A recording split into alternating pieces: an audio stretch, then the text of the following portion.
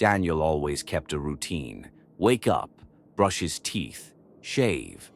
But on Tuesday morning, something felt off.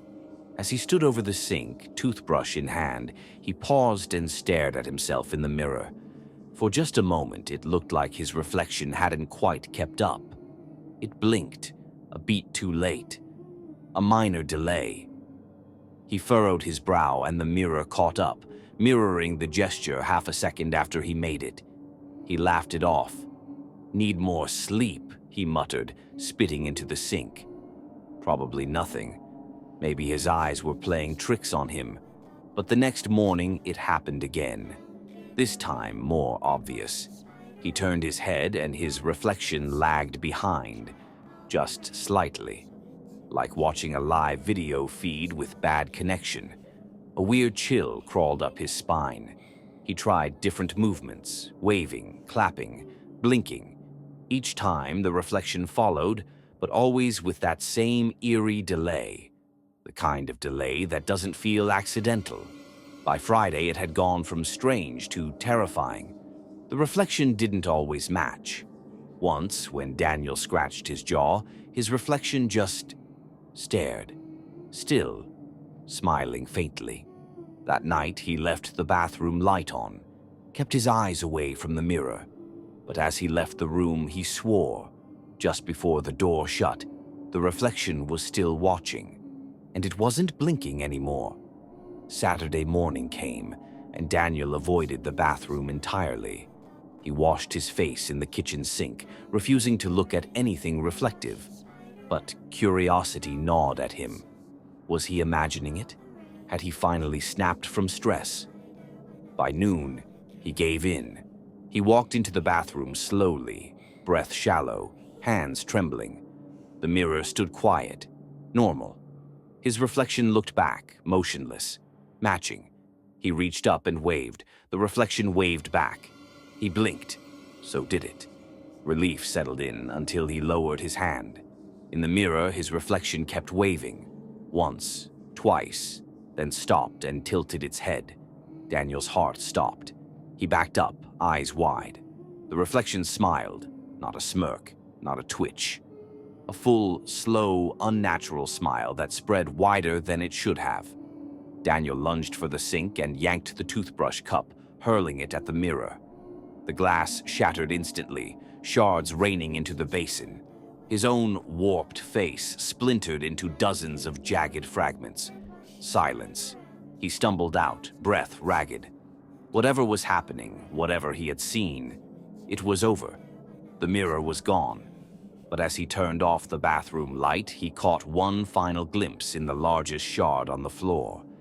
His reflection, still waving. Daniel barely slept. Every creak of the house made him flinch.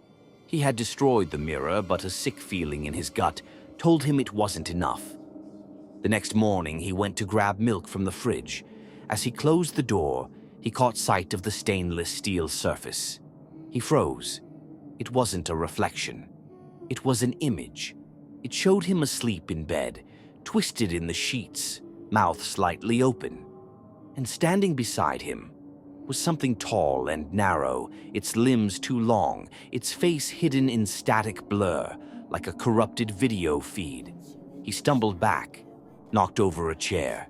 He checked the oven door, same image. He ran to the microwave, the kettle, even his phone screen. Every single one showed the same impossible scene. Daniel, asleep. The figure, always standing over him, always closer than the last. He sprinted to the bedroom. The bed was empty, sheets neat, untouched. But in the reflection of the dark TV screen, the image remained. Now the figure's hand was just inches above his sleeping face. Daniel turned the TV off. The screen stayed lit. The image didn't go away. Daniel covered everything. Blankets over the TV, towels over the microwave, foil over the oven. He even turned his phone face down and taped over the screen. No more reflections, no more images. But as night fell, he noticed something worse. In the corner of the window, faint and warped by the glass, the image was still there. His bedroom. him asleep. The figure now crouched by the side of the bed, head tilted unnaturally. Daniel slammed the curtain shut, heart pounding. He couldn't breathe. He ran to the bathroom, the mirror long gone, shards swept into a black trash bag, but the largest piece had shifted. Now it showed a live feed. Daniel standing in the bathroom, just as he was, except in the reflection there was something behind him. He spun around. Nothing. He checked the kettle.